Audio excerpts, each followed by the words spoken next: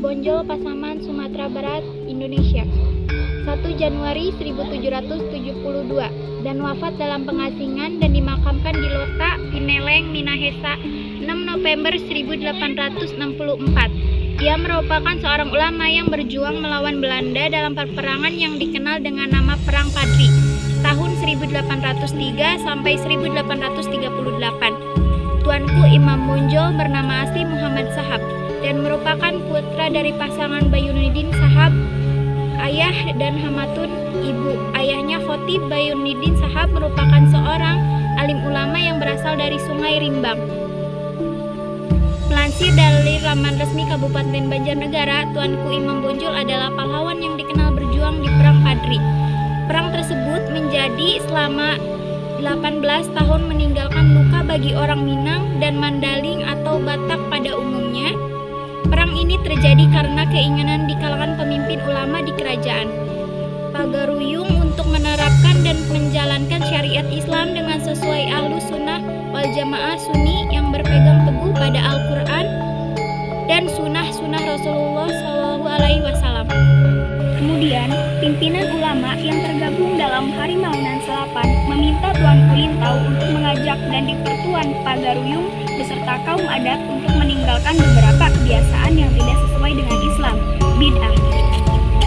Dalam beberapa perundingan, tidak ada kata sepakat antara kaum Padri, penamaan bagi kaum ulama dengan kaum adat.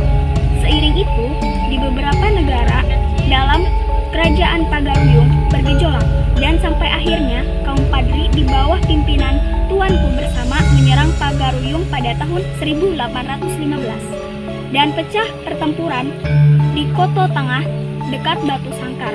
Sultan Arifin Muning Shah terpaksa melarikan diri dari ibu kota kerajaan ke Lubuk Jambi. Pada tanggal 21 Februari 1821, kaum adat kemudian bekerja sama dengan pemerintahan Hindia Belanda berperang melawan kaum Padri dalam perjanjian yang ditandatangani di Padang. Dari hasil perjanjian tersebut, Belanda mendapatkan kompensasi atas penguasaan wilayah di pedalaman Minangkabau.